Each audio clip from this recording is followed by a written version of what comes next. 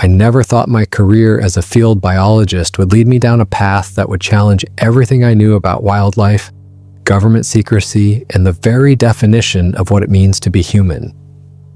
What started as a routine survey in the Olympic National Forest turned into the most disturbing discovery of my life.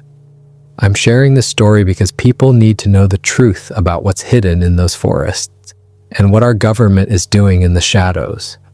For 3 years, I'd been working as a field biologist for the state wildlife department, cataloging elk and bear populations in a remote section of Olympic National Forest. It was standard environmental monitoring work, the kind of routine surveys that help track animal health and population trends. I'd hike the same trails, set up the same camera traps, collect the same data. Nothing ever surprised me out there. Until one afternoon in late September, I was doing my usual rounds, checking trees for signs of wildlife activity, when I noticed something unusual. There were coarse hairs stuck to the rough bark of several trees at various heights, some as high as 7 or 8 feet up. At first I thought maybe an elk had been rubbing against them, but the height didn't make sense. Elk don't typically rub that high, and the pattern was wrong. The fibers were reddish-brown, incredibly thick, and about 6 to 8 inches long. I'd never seen animal hair quite like it in all my years doing field work. What struck me most was the texture. I'm used to handling fur samples from bears, elk, deer, and various smaller mammals. This was different. Each strand was almost like thick wire, coarser than bear fur, but with a texture that reminded me vaguely of human hair if it were 3 times thicker. The color varied slightly between samples, some more reddish, others more brown, suggesting natural variation you'd see within a single species. The trees themselves showed interesting patterns too. Deep, vertical scratches in the bark, like something had been dragging its claws or nails down the surface. The scratches were too wide and deep for a bear, and positioned at heights that didn't match any animal I knew of in these forests.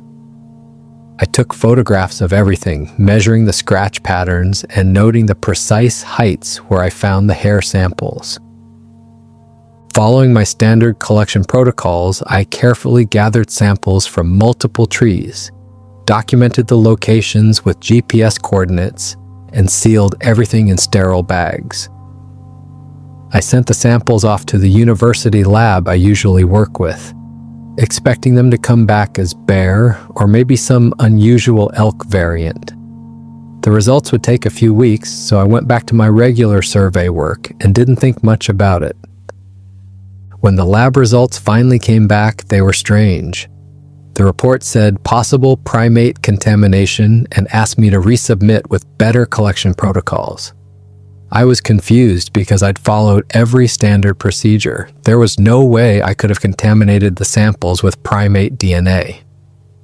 I went back out to the same locations, this time being even more careful, using fresh gloves for each sample and sterilizing all my equipment between collections.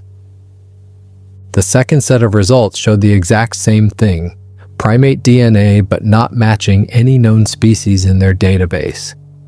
The lab technician even called me personally to ask if I was playing some kind of prank. I assured her I wasn't, and she recommended sending samples to a different lab for verification. By this point, my curiosity was seriously piqued. I spent hours researching primate DNA sequences, trying to understand what the results meant.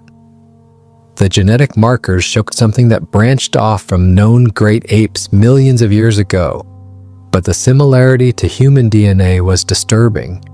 When I compared the sequences to published data on gorillas, chimpanzees, and orangutans, nothing matched.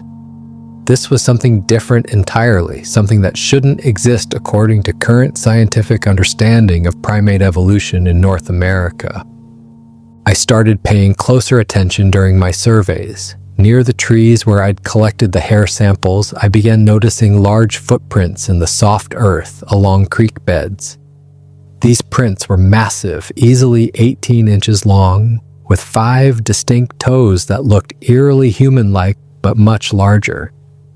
I made plaster casts of several prints and took detailed photographs marking each location on my survey maps. The detail visible in these prints was remarkable. Clear toe impressions, including what looked like toe pads and even dermal ridges similar to human fingerprints. The stride length between prints suggested something walking upright with a gait wider than a human, but definitely bipedal. The depth of the impressions indicated significant weight, probably between 600 and 800 pounds based on the soil compression. Whatever made these tracks was huge, walked on 2 legs, and had feet anatomically similar to human feet, but scaled up dramatically. I found prints in various states of preservation, fresh ones from recent rainfall, older ones partially eroded by weather, and some that looked weeks or months old. This suggested the area saw regular traffic from whatever was making these tracks. The distribution pattern showed a large territory, with tracks appearing along a roughly 10-mile stretch of forest following creek beds and game trails. I also found what appeared to be dried skin cells on rough tree bark, like something had been scratching itself. I collected these samples too and decided to send everything to 2 different labs under generic labels, just listing them as unknown mammal samples. I wanted unbiased results without any preconceptions about what they might find. Both labs came back with nearly identical results. The DNA showed a primate with 98.7% similarity to human DNA. One of the lab researchers actually called me directly, clearly agitated, saying these results were scientifically impossible and demanding to know where I'd really gotten the samples. I told him the truth about finding them in the forest, but I could tell he didn't believe me. He probably thought I was trying to perpetrate some kind of hoax. I knew these results were significant, but I wasn't sure what to do with them. I decided to reach out to a colleague at the State Wildlife Department, someone I'd worked with for years and trusted. I showed him all the data, the lab results, the photographs, and the plaster casts. He was skeptical at first, as any scientist should be, but he agreed the evidence was compelling enough to warrant further investigation. About a week later, I received a phone call from someone claiming to be with the U.S. Fish and Wildlife Service. The caller was very formal and official sounding, saying they'd heard about my findings and wanted to meet with me to discuss them in detail. They mentioned something about potential endangered species protocols and federal wildlife regulations. I thought this was great news, that maybe I'd stumbled onto a legitimate scientific discovery that would be properly investigated. We arranged to meet at my field office. 3 people showed up in unmarked vehicles, all wearing business attire and carrying federal identification badges. They seemed very interested in everything I'd collected. I showed them the hair samples, skin cell samples, photographs of the prints, my plaster casts, and all the lab documentation. They examined everything meticulously, asking detailed questions about the exact GPS coordinates where I'd found each piece of evidence. They told me they would need to collect their own samples to verify my findings, which seemed like standard scientific protocol. They asked me to keep quiet about the discovery for now, saying they didn't want to create public panic or media sensationalism before they had a chance to properly assess the situation. That made sense to me at the time. I signed some paperwork and agreed to their terms, thinking I was cooperating with a legitimate federal investigation. 2 weeks went by without any contact from them. I tried calling the number they'd given me, but it was disconnected. Then I received a certified letter instructing me to report to a federal facility in eastern Washington for consultation. The letter was vague, but looked official, with government seals and formal language about the Endangered Species Act and federal wildlife management. I drove 4 hours to the address listed in the letter. It turned out to be an unmarked building off a rural highway surrounded by nothing but farmland and forest. There were no signs indicating what the building was or what agency operated it. The security was intense, more like a military installation than a wildlife office. I had to pass through multiple checkpoints, show my identification repeatedly, and surrender my phone and all personal belongings before being allowed inside. They escorted me into a sterile conference room where 3 people in suits were waiting. They introduced themselves as representatives of a division I'd never heard of, something vaguely related to wildlife management and national security. That should have been my first real warning sign, but I was still naively thinking this was some specialized branch of wildlife services. What they showed me next changed everything. They pulled out classified documents stamped with security clearances and official seals, containing reports of sightings and encounters going back decades. Photographs, witness statements, even some grainy video footage. All of it documented the same thing I'd found, creatures matching the description of what people call Bigfoot or Sasquatch. But these weren't treated as myths or folklore in these documents. They were treated as confirmed biological entities that the government had been tracking and studying in secret. The lead official explained that they needed my expertise as a field biologist to help with what he called an ongoing situation. They wanted me to assist in locating and tracking these creatures. At the time, I felt a rush of excitement mixed with disbelief. This was the scientific discovery of a lifetime, and I was being invited to be part of the research. I had no idea what I was actually agreeing to. They drove me from that initial meeting location to another facility, this one much more remote. We traveled for about 2 hours deeper into national forest land, following unmarked dirt roads with no signs or markers. When we finally arrived, I was shocked by what I saw. It was a large compound hidden among dense trees, surrounded by high chain-link fencing topped with barbed wire. The place looked like a research facility crossed with a military installation. There were cameras everywhere, armed guards patrolling the perimeter, and multiple buildings that looked both new and deliberately concealed. They took me into the largest building, which had the sterile, clinical feel of a veterinary research center. Stainless steel examination tables, medical equipment, bright fluorescent lighting, and that distinctive antiseptic smell that makes you think of hospitals. A lead researcher met us there, an older person who looked like they'd spent their entire career in government labs. They spoke with the detached, matter-of-fact tone of someone completely desensitized to what they were working with. The building itself was state-of-the-art despite being hidden in the middle of nowhere. Climate control systems hummed constantly, maintaining precise temperature and humidity levels. Security cameras watched every angle, and thick doors required key card access. Everything about the place screamed government funding and long-term operation. This wasn't some temporary research station thrown together recently.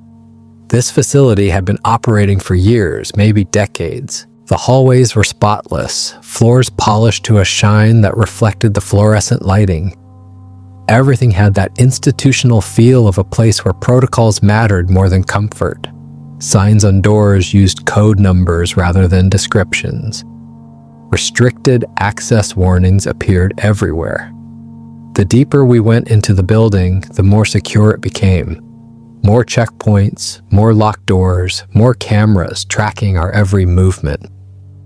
I noticed details that made me increasingly uncomfortable. Reinforced doors on some rooms heavy enough to contain something strong.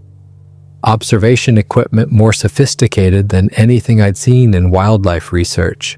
Medical monitoring systems designed for long-term tracking of vital signs. The scale and sophistication of everything suggested they'd been doing this for a very long time. The researcher explained they'd been studying these creatures for over 30 years in secret. They didn't call them Bigfoot or Sasquatch or anything that sounded remotely respectful. They used a clinical classification, subject population alpha, like they were talking about lab rats. I asked why the secrecy, why not announce this discovery to the world? The researcher looked at me like I was incredibly naive and said it was a matter of national security and public safety. Then they took me to the back of the facility where there was a massive industrial freezer unit. The researcher pulled open the heavy door and cold vapor poured out into the hallway. Inside were 3 bodies, each one covered with white sheets on metal gurneys. My stomach tightened as the researcher approached the first one.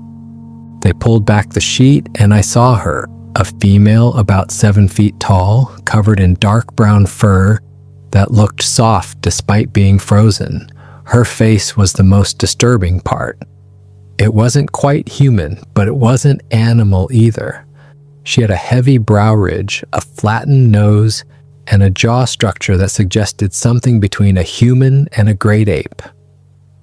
But her hands, those were undeniably human-like. Long fingers, opposable thumbs, nails instead of claws. Her face was frozen in what looked like an expression of fear or distress. I found myself unable to look away from her face. The expression captured their spoke of awareness at the moment of death. This wasn't the blank stare of an animal. Her eyes, even frozen and clouded, seemed to hold intelligence. The set of her mouth suggested she'd been trying to vocalize something when she died. I wondered what her last thoughts were, whether she knew what was happening to her, whether she felt the impact of the truck that killed her. The researcher continued their clinical description, pointing out anatomical features like, I was looking at a specimen rather than what had been a living being. They noted the muscle attachment points on her skull, the size and shape of her teeth, the unusual structure of her pelvis that allowed for both bipedal walking and potentially climbing. Every observation was detached, scientific, treating her like an interesting puzzle rather than someone who had lived and died. The researcher explained in a clinical, detached voice that she'd been hit by a logging truck in Oregon about 2 years ago. She'd died from internal injuries before they could transport her. They'd collected the body before local authorities arrived, which was apparently their standard protocol. The way they said it so casually made my skin crawl. The second body was a juvenile male, maybe 4 feet tall. He looked so young, probably the equivalent of a child. The researcher said he died from pneumonia while in their captivity. They'd been keeping him for behavioral studies. The casual way they mentioned keeping a juvenile in captivity, like it was a completely normal and acceptable thing to do, made me feel sick. The third body was an old male, absolutely massive at nearly 9 feet tall. Gray streaks ran through his dark fur, and his face showed deep wrinkles around the eyes and mouth. The researcher explained he'd been shot by a hunter who'd reported the kill to local authorities. The government team had confiscated the body and paid the hunter a substantial sum to sign non-disclosure agreements and stay quiet about what he'd seen. The researcher walked me through their findings like a professor giving a lecture. They discussed organ sizes, bone density measurements, and muscle fiber composition. They showed me jars containing tissue samples preserved in formaldehyde, genetic material stored in freezers, even a preserved fetus that had been removed from the female. Everything was cataloged and labeled with clinical precision. The DNA analysis, they explained, confirmed these creatures were a relict hominid population that had branched off the human evolutionary line somewhere between 300,000 and 400,000 years ago. They were closer to human than any great ape species, possibly more closely related to us than Neanderthals. The genetic data showed they carried genes from Neanderthal and Denisovan populations, plus markers from unknown archaic human ancestors that science hadn't even discovered yet. I felt numb listening to all this information. These weren't just unknown animals, these were a species of human, or close enough that the distinction barely mattered. And the government had been capturing them, studying them, keeping their existence secret from the world. The researcher explained they'd been capturing specimens occasionally for study, keeping them in holding facilities for behavioral observation and medical testing. Then they told me they had living specimens in another building. They took me to another building that looked like a prison, concrete walls, heavy steel doors, and a long corridor lined with cells. Each cell had a reinforced glass observation window, and I could see into them from the hallway. The first cell we stopped at contained a male specimen sitting hunched in the corner and staring at the blank concrete wall. He was roughly 8 feet tall with reddish-brown fur that looked matted and dirty. He was painfully thin, his ribs visible beneath the fur. The researcher explained they'd had him for 14 months conducting cognitive ability tests and behavioral studies. As we stood there watching, the creature barely moved, just rocked slightly back and forth in a repetitive motion that made me think of zoo animals driven mad by captivity. I watched him for several minutes, hoping to see some sign of the intelligence the DNA evidence suggested, but there was nothing. Just that endless rocking, that vacant stare at the concrete wall. The researcher pulled out a tablet and showed me behavioral data, charts tracking his responses to various stimuli over the months of captivity. The graphs showed a steady decline in engagement, problem-solving ability, and interactive behavior. He was literally wasting away mentally, shutting down from the stress and isolation. The researcher seemed oblivious to what the data actually showed. They interpreted his decline as him becoming more docile and manageable, easier to work with for testing. They didn't see or didn't care that they were documenting the psychological destruction of an intelligent being. Every data point on those charts represented another piece of his mind giving up, another day of suffering in concrete isolation. His eyes were what got to me. They were vacant, hopeless, completely dead inside. This was not the intelligent, aware being that the DNA evidence suggested. This was a broken creature who'd given up. The researcher seemed completely oblivious to the obvious suffering, just rattling off statistics about the subject's performance on various tests. The second cell held a female with a young juvenile clinging to her. She was more alert than the male, her eyes tracking our movements through the glass. When the staff got too close to the window, she made low warning sounds deep in her throat and positioned herself between us and her child. The juvenile looked terrified, its face pressed against its mother's chest, occasionally peeking out at us with wide, frightened eyes. The researcher casually mentioned they were planning to separate the mother and juvenile soon to study the young one's development in isolation. They wanted to see how social deprivation affected cognitive development.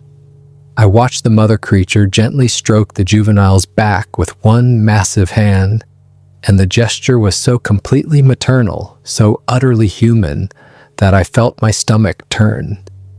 They showed me hours of behavioral footage, intelligence tests where the creature solved puzzles, demonstrated tool use, and showed understanding of cause and effect. There was even evidence of basic counting abilities. In one video, the male specimen from the first cell tried to communicate through the glass using hand gestures and vocalizations. The staff had ignored him, treating it as random movement rather than attempted communication. The researcher explained they were trying to determine if the population posed any threat to humans. They talked about potential management strategies, possible relocation scenarios, and what they called population control measures. They used sanitized bureaucratic language, but I understood what they were really discussing. They were considering extermination options, whether these creatures could be allowed to continue existing or if they needed to be eliminated. They wanted me to help analyze their social structure, territorial behavior, and reproduction rates. The plan was for me to go back into the field, use my expertise to locate more of them, and help facilitate their capture for further study. They talked about it like it was a great opportunity, a chance to advance scientific knowledge. All I could think about was that mother holding her child and the vacant eyes of the male rocking in his cell. They kept me at the facility for 3 days, having me review research data and observation logs. I couldn't stop thinking about what I'd seen. At night, in the sterile room they'd given me, I kept picturing that mother creature holding her child, the male rocking endlessly in the corner. I started reading through the historical logs, reports from previous captures and specimens that had died in captivity. One report described a specimen that had stopped eating and died within 6 weeks of capture. Another detailed a male that had repeatedly injured himself trying to break through the cell walls, eventually dying from infected wounds. The clinical language they used made it worse somehow, describing obvious suffering and distress as if they were just data points in a research paper. Phrases like subject became unresponsive to stimuli and specimen exhibited self-injurious behavior turned my stomach. On the 4th day, they asked me to assist with a physical examination of the female and juvenile. They loaded a tranquilizer dart into a delivery system built into the cell wall. When they fired it, the female roared and tried to shield her child, but the drugs worked fast. Within seconds, she collapsed to the concrete floor. The juvenile started making these high-pitched sounds that were horribly human-like, screaming and crying as its mother lost consciousness. Staff members entered the cell wearing protective gear, dragging the unconscious mother onto a gurney. The juvenile tried to fight them with its tiny fists, hitting and scratching at their protective suits. One of the staff members roughly shoved the small creature aside, and it fell hard against the concrete wall. They wheeled the mother out while the juvenile continued screaming from inside the cell, its cries echoing through the entire facility.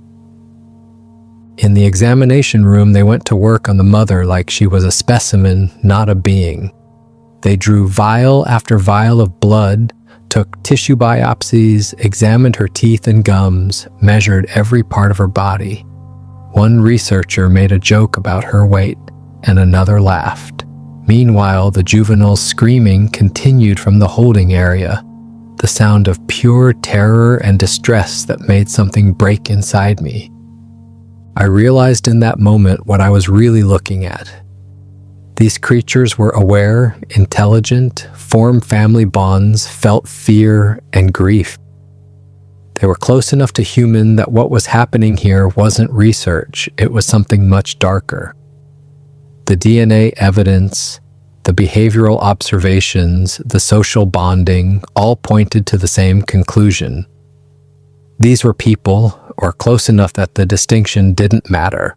After the examination, I told the lead researcher I needed to go home to collect my field notes and equipment before starting the tracking program. I promised to return in a week to begin the fieldwork they wanted. They were reluctant but agreed, making me sign additional non-disclosure agreements. They warned me explicitly that discussing anything I'd seen would result in federal charges, possibly even being disappeared into federal detention without trial. I signed everything they put in front of me and left as quickly as I could. I spent 2 days at home barely sleeping, trying to process everything I'd witnessed. I knew I couldn't go to the media or contact other scientists. The non-disclosure agreements I'd signed were backed by federal law, and the threats about federal charges and detention weren't idle. These people had the power to make me disappear, and they'd made that clear. But I also knew I couldn't help them capture more of these creatures. I made a decision.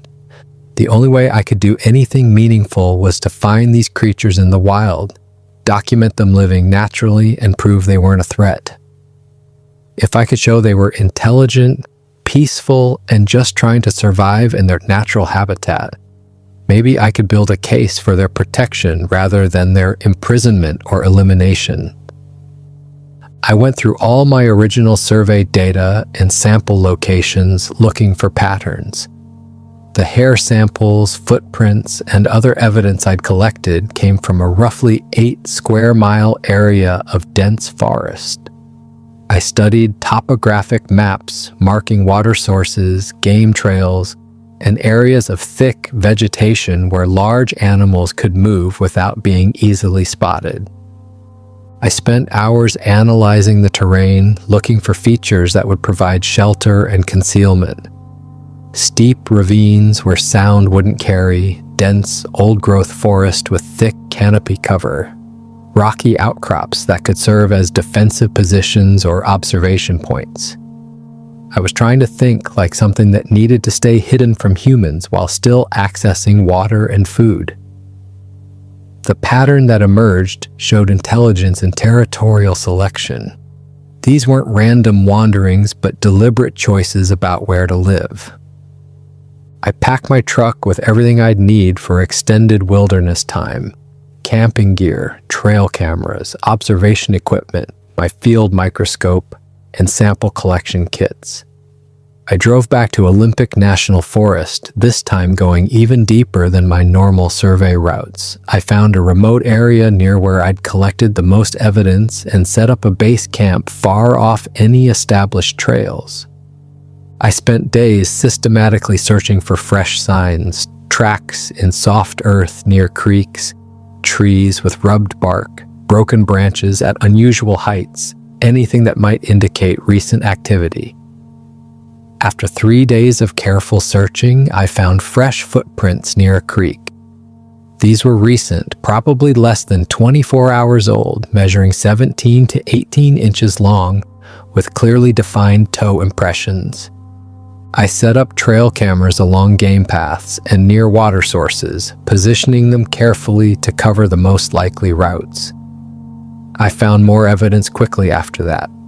Trees with bark rubbed smooth at 7 to 8 feet up, coarse hair caught in rough patches where something had scratched itself. Then I discovered what looked like a day nest, branches and moss arranged into a crude bed in a thick grove of trees. The nest was hidden from casual view, tucked into dense undergrowth where you'd have to know exactly where to look. The branches were deliberately placed, woven together in a pattern that showed clear intent and planning. The moss was fresh and still had indentations in it, suggesting recent use. I realized I was in active territory. These creatures were here, moving through this area regularly. I just needed to be patient and observant. I set up an observation post overlooking a clearing where I'd found multiple tracks and signs. The spot gave me a good view while keeping me concealed in dense brush. I spent 5 nights watching through night vision equipment, seeing elk, deer, black bears, but nothing unusual. The forest had its regular rhythm of activity. Owls hunted at dusk, deer came to drink at dawn, bears foraged in the early evening. Everything was normal, predictable, documented. On the 6th night, around 1 in the morning, I heard something moving through the underbrush with heavy, bipedal footsteps. The sound was distinctive, nothing like the 4-legged gait of bears or the light-footed movement of deer. This was something walking upright, placing one foot deliberately in front of the other. The rhythm was steady, purposeful, like someone who knew exactly where they were going. I froze completely still and slowly turned my night vision scope toward the sound. The forest was alive with the usual sounds of night: insects chirping, small animals rustling in leaves, wind moving through branches. But underneath all that was this heavy, measured footfall getting closer. About 50 yards out, I caught a glimpse of something massive moving upright between trees. The figure was huge, easily 8 feet tall, covered in what looked like reddish-brown fur that caught the faint moonlight filtering through the canopy. What amazed me was how quiet it was for something so large. Each step was carefully placed, avoiding dry branches that would snap loudly. The creature moved with the confidence of someone who'd walked these paths thousands of times, knowing every root and rock by heart. This wasn't a clumsy giant crashing through the woods. This was a being perfectly adapted to its environment, moving with practiced grace. The creature stopped at the creek that ran through the clearing. Through my scope, I watched it kneel down on two legs, very human-like, and drink from the water. I could see the profile clearly in the green glow of night vision. Heavy brow ridge, flattened face, broad shoulders, and arms that seemed longer than human proportions. It stayed there for maybe 3 minutes, drinking and occasionally looking around, then stood and walked deeper into the forest. My heart was pounding so hard I thought the creature might hear it. This was completely different from seeing those dead specimens or the broken creature in the cell. This was a living being, free and moving through its natural habitat with obvious awareness and intelligence. The way it moved, the way it checked its surroundings before drinking, everything spoke of a thinking, cautious mind. The next morning I checked my trail cameras. One of them had caught clear footage of the creature passing by. The video showed an adult male, possibly 8.5 feet tall, moving confidently through its territory. Its face was intelligent and alert, constantly checking its surroundings as it walked. The expression and body language were nothing like the vacant, broken creature I'd seen rocking in that cell. Over the next 2 weeks, I systematically tracked its movement patterns. The creature tended to stay in higher elevations during the day, probably bedding down in dense vegetation.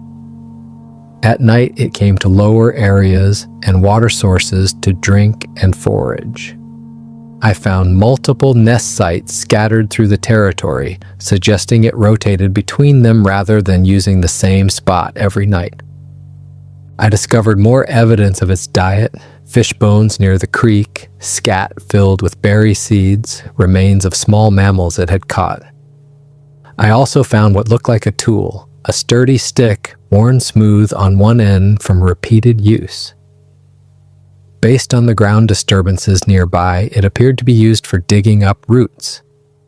The evidence of tool creation and use matched what the researchers at the facility had documented, but seeing it in the wild context made it feel more real somehow. I set up additional cameras to map the full extent of its territory.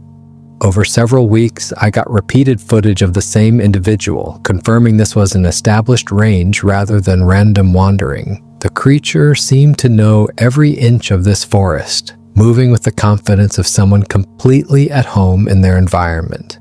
After observing for several weeks, I decided to try something risky. I left food at the edge of the clearing where I knew the creature passed regularly. Fresh fish I'd caught that morning, some apples, and cooked meat from my camp. I placed it all in a spot visible from my observation post, then retreated to watch. The next morning, the food was gone. Large footprints pressed into the soft earth around where I'd left the offering.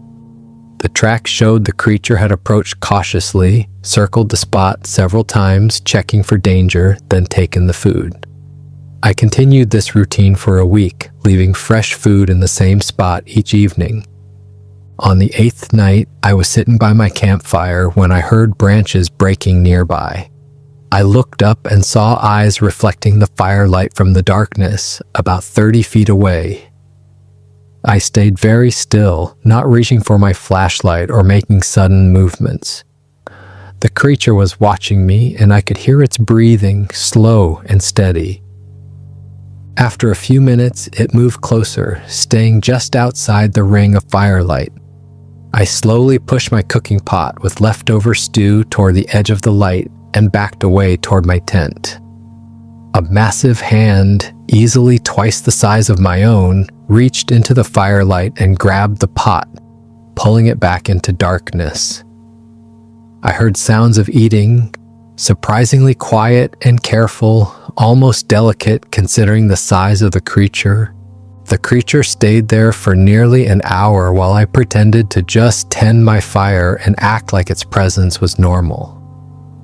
When it finally left, it gently set the empty pot down at the edge of the clearing before disappearing into the forest. That gesture of returning the pot told me everything. This was not a mindless animal. This was a thinking being with understanding of social customs and reciprocity. This became our routine. Every night I'd cook extra food, and after dark the creature would approach. Each night it stayed a little longer and ventured slightly closer. After 2 weeks, I got a clear view when it reached for the food. It was an old male with gray streaks running through its reddish-brown fur. Scars crossed its shoulder and back, and one wrist looked like it had been badly injured years ago and healed at an odd angle.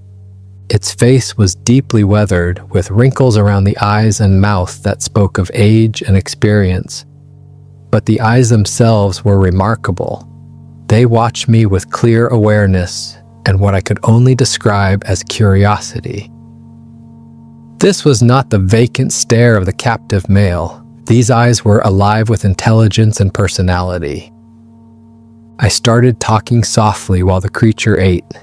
It didn't matter what I said, I just kept my voice calm and friendly.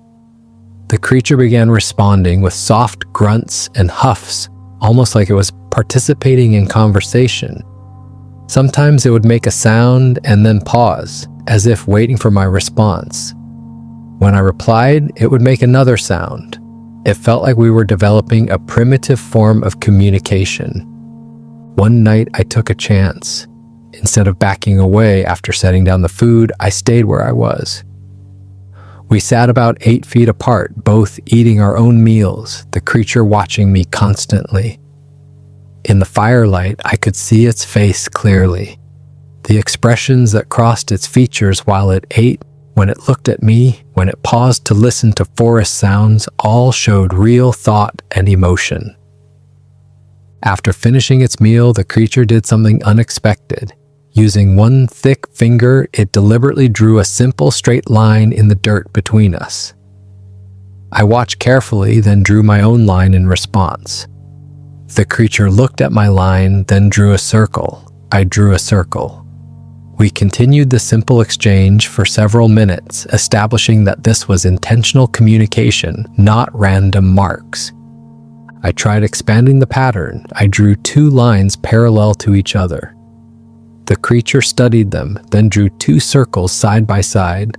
I made a triangle. It made a rough triangular shape. We were teaching each other a basic visual language, confirming mutual understanding of shapes and patterns. This wasn't instinct or random behavior. This was symbolic thinking, the foundation of all complex communication. The implications hit me hard. Everything I was witnessing contradicted the government's treatment of these creatures. They weren't mindless beasts.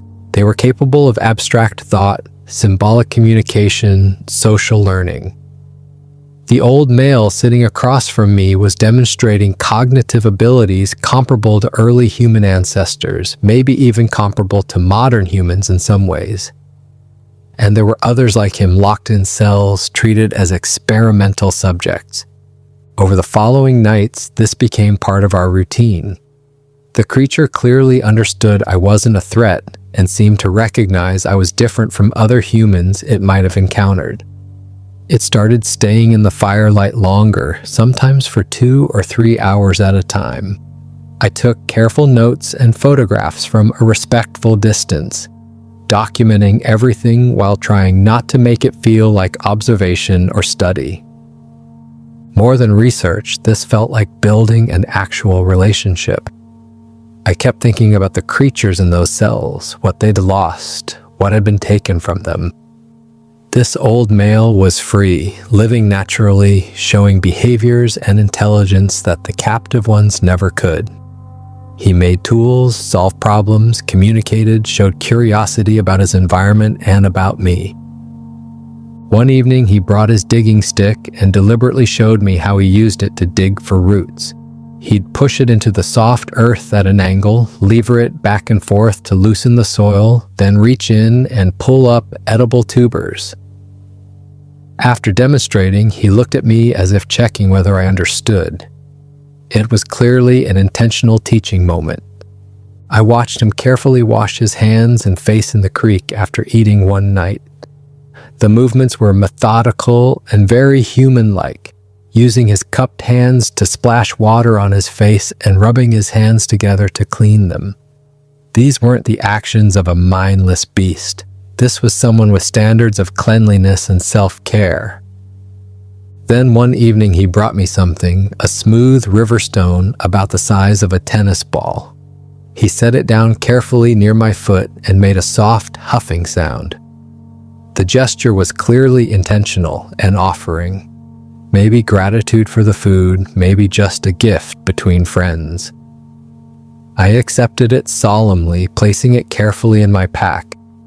The creature made a satisfied sound, almost like he was pleased with my reaction. After 6 peaceful weeks of these interactions, everything changed. I was doing a routine check of my perimeter cameras when I heard vehicles in the distance. Multiple engines running, moving slowly through the forest roads. My stomach dropped. I knew immediately who this was. I hiked toward the sound and found 2 black SUVs and a van parked on an old logging road about a mile from my camp. The same people from the facility, along with additional staff wearing tactical gear. They were unloading equipment from the vehicles, setting up what looked like a forward operating base. I watched from cover as they assembled traps, nets, and tranquilizer delivery systems. This was a full capture operation. I confronted them, walking down from my hiding spot and demanding to know what they were doing in this area. The lead researcher seemed completely unsurprised to see me. They explained almost casually that they'd tracked my location through purchases I'd made in the nearest town with my credit card. They'd known all along that I never intended to help their program. But my presence here confirmed this was active territory, so they'd simply followed me and let me do the work of locating a specimen for them. The old male I'd been building trust with was their primary target. They were here to capture him. I argued with them, tried to explain these creatures were intelligent, aware, essentially human. The researcher cut me off sharply, saying that's exactly why they needed to be studied and controlled. If word got out that there was a human-related species living wild in U.S. forests, it would cause massive problems. Religious implications about creation and evolution. Legal questions about their rights and protections. Territorial disputes over land use. It was better, they said, to keep it quiet, manage the population, study them in controlled conditions. I realized arguing was pointless.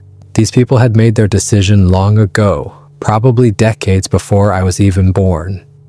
This was established policy, not open for debate. They ordered me to leave the area immediately or face federal charges for interfering with a government operation. I had no legal standing, no authority, nothing but my conscience and my horror at what was about to happen. I headed back toward my camp, my mind racing for options. That night, the old male didn't approach my fire. I could feel him out there in the darkness, watching but staying hidden. He must have sensed the danger, recognized that something had changed in his territory. I spent the next day frantically searching for any sign of the old male, trying desperately to warn him somehow.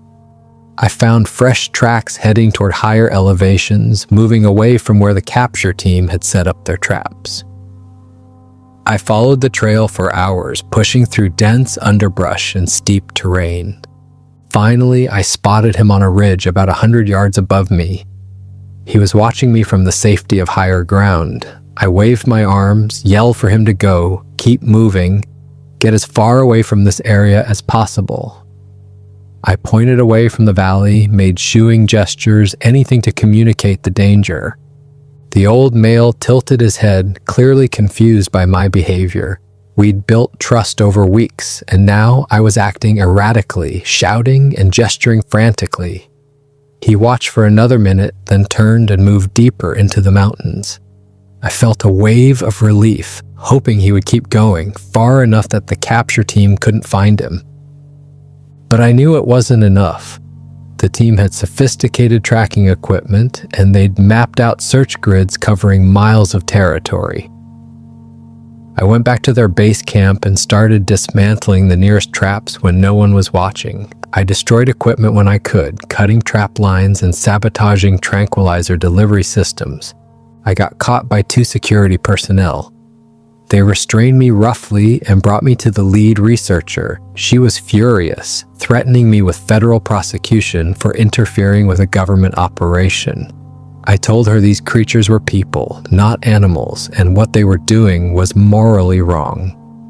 She said I was being emotional and unscientific, that this was necessary research for understanding and managing a potential threat to human populations. They confiscated all my equipment, my camera, my notes, my laptop, with all my documentation. Everything I'd collected over months of observation was gone. They forced me into one of their vehicles and drove me 6 hours away, dumping me at a highway rest stop far from the area. They warned me explicitly that if I came back or told anyone what I'd seen, I would disappear into federal detention where no lawyer would ever find me. I was left stranded with nothing but my wallet and phone. No evidence, no documentation, nothing to prove what I'd witnessed or what they were doing. It took me 2 days to get back to the area, hitchhiking and walking the final miles. When I reached my old camp, it had been completely cleared out. All my gear was gone, every trace of my presence erased. I hiked to where the facility team had set up their operation. They were already gone too, but I found evidence they'd caught something. There were drag marks in the dirt, large amounts of disturbed earth, broken branches, signs of a massive struggle. They must have caught the old male and transported him back to their facility. The thought of him ending up in one of those cells, rocking back and forth with vacant eyes like the other captive male, made me feel physically sick. I spent 3 days searching the forest desperately, hoping to find any sign that he'd escaped or that there were others in the area. On the third day, I found different tracks, smaller footprints, maybe a female or juvenile. At least one creature was still free, possibly more. I discovered a new nest site high up in rocky terrain. The vegetation was crushed and the moss was fresh, indicating very recent use. I waited near it for 2 nights, hoping to make contact. On the third evening, I heard movement in the rocks above me. I looked up and saw not one but 2 creatures watching me from higher ground. A female, maybe 7 feet tall, and a juvenile clinging to her side. They were wary, staying at a safe distance, but clearly interested in my presence. Maybe they'd seen me with the old male before and recognized I wasn't a threat. I sat down slowly and stayed still, trying to project calm and safety. After about an hour, they moved a little closer. The female sniffed the air repeatedly, evaluating me. I recognized the cautious behavior from my time with the old male, the careful assessment before deciding whether to approach. I left food and backed away to give them space. They waited until I was a good distance away before approaching. The female took the food quickly, shared it with the juvenile, both of them eating fast like they were starving. I realized they might have scattered when the capture teams came through, disrupting their normal territory and foraging patterns. The stress and displacement could have left them hungry and vulnerable. They needed help, and I was possibly the only person who might provide it without trying to capture them. I spent the next month rebuilding trust with this new pair. The female was more cautious than the old male had been, taking much longer to accept my presence. But eventually she started approaching closer, bringing the juvenile with her. The young one was curious, maybe 4 feet tall and still learning from its mother. It watched me with wide eyes, mimicking its mother's careful approach to the food I left. I kept documentation in a new notebook I bought in town, storing it in a waterproof bag hidden far from my camp.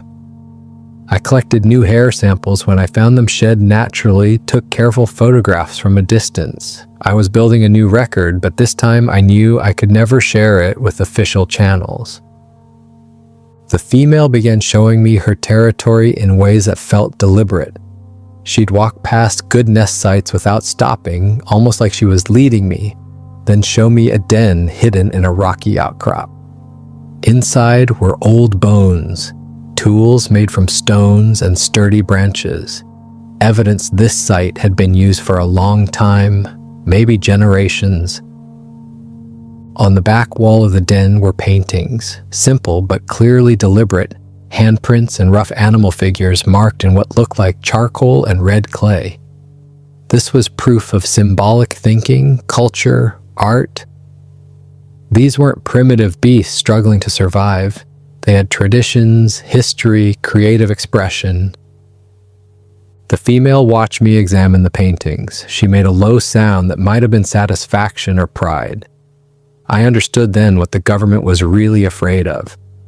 If people knew the truth, knew these creatures had culture and awareness and history, everything would change. They'd have to be treated as people, given rights and protections. Land would have to be set aside for them. Legal and ethical frameworks would need to be completely reimagined. It was easier for the government to keep them secret, study them like animals, maintain control over the narrative. Easier to imprison or eliminate them than to acknowledge what they really were and deal with the implications. After 2 months with the female and juvenile, I had to make a choice. My research was solid now. I had DNA evidence, photographs, behavioral observations, documentation of tool use, and cultural artifacts. I could potentially go public, try to force the government's hand, expose what they were doing in those secret facilities. But going public would expose these creatures to the world. Media attention, sensation seekers, hunters wanting trophies, researchers wanting fame. Their lives would never be peaceful again. The attention might even accelerate their extinction rather than protect them. And the government had already shown they were willing to threaten and intimidate to keep this secret. I thought about the old male, probably locked in a cell somewhere now, dying slowly from captivity like so many before him. I thought about the mother and juvenile in that facility, the terror in the young one's eyes when they dragged its mother away. I thought about the female and juvenile who trusted me now, watching me with those intelligent, aware eyes. The weight of what I knew felt crushing. I had evidence that could change scientific understanding of human evolution, prove the existence of another intelligent hominid species, potentially rewrite textbooks, and reshape how we think about our place in the natural world. But using that evidence would destroy the very beings it documented. They'd survived this long by remaining hidden, by being dismissed as myths and folklore. Exposing them to scientific scrutiny would be a death sentence. I thought about all the ways exposure could go wrong. Even with the best intentions, even if the scientific community accepted the evidence and called for protection, it would bring attention these creatures couldn't survive. Researchers would flood their territories, hunters would see them as trophies. Land developers would fight against setting aside protected areas. Religious groups would debate their place in creation. Legal battles would rage about their rights and status, and through all of it, these beings would be studied, observed, tracked, and ultimately contained for their own protection or ours. The best way to protect them was to keep the secret. Let the world continue believing these creatures were myths, legends, hoaxes. Let them remain hidden in the deep forests where humans rarely ventured. They'd survive this long by staying hidden. My exposing them wouldn't save them, it would doom them. I made one final visit to the den site. The female and juvenile were there, resting in the filtered afternoon light. I sat with them for hours, sharing a final meal. The juvenile came close enough to touch my hand with one small finger, curious and fearless. The female watched but didn't interfere. She'd accepted me completely into their world. I told them quietly that I had to leave, that they were safer without me around. My presence might attract more attention, more capture teams. They'd be better off disappearing back into the wilderness, forgotten by the modern world. The female seemed to understand something was changing. She made a low, mournful sound, almost like goodbye. As I stood to leave, she did something unexpected. She approached and gently touched my face with one massive hand. The gesture was tender, full of meaning, recognition of what we'd shared, acknowledgement that despite our differences, there was understanding between us. I walked away without looking back, tears streaming down my face. I destroyed my documentation, every photograph, every note, every piece of evidence I'd collected. I smashed the hard drive containing my digital files, burned my notebooks, scattered the ashes. The DNA samples I'd kept hidden, I threw into a river. I erased every trace of what I discovered and what I knew. I went back to my regular job, doing standard wildlife surveys, filing routine reports. Nobody questioned my absence or asked where I'd been. The government likely kept watch on me for a while, making sure I stayed quiet, but eventually they must have decided I wasn't a threat. I think about them every day. The old male who taught me that intelligence exists in forms we don't recognize. The female and juvenile who trusted me despite every reason not to. The creatures locked in those cells, suffering in silence while the world remains ignorant of their existence. The truth is buried in classified facilities, hidden behind national security laws and non-disclosure agreements. An entire species of human relatives, close enough to us that the distinction barely matters, living in secret, while our government studies them like laboratory animals. I'm telling this story now, years later, because I think people deserve to know. Not the exact locations, not details that would endanger the few who remain free. Just the truth that they exist, that they're aware and intelligent, that they deserve better than imprisonment and study. If you ever find yourself deep in the wilderness and think you see something impossible moving between the trees, something that shouldn't exist, trust what you're seeing. They're real, they're out there, and they're doing everything they can to stay hidden from us. Because history has taught them that contact with humans brings only suffering. The government will deny the story, they'll call it fiction, conspiracy theory, delusion, but I know what I saw, I know what I learned. And I know that somewhere in those deep forests, there are beings remarkably like us, just trying to survive in a world that has no room left for them. That's the truth about what they found in the DNA. Not just an unknown primate, not just a relict hominid, but people, or close enough that the difference doesn't matter. People who deserve the same dignity and freedom we claim for ourselves. And that's why it stays secret. For more interesting stories, check this out.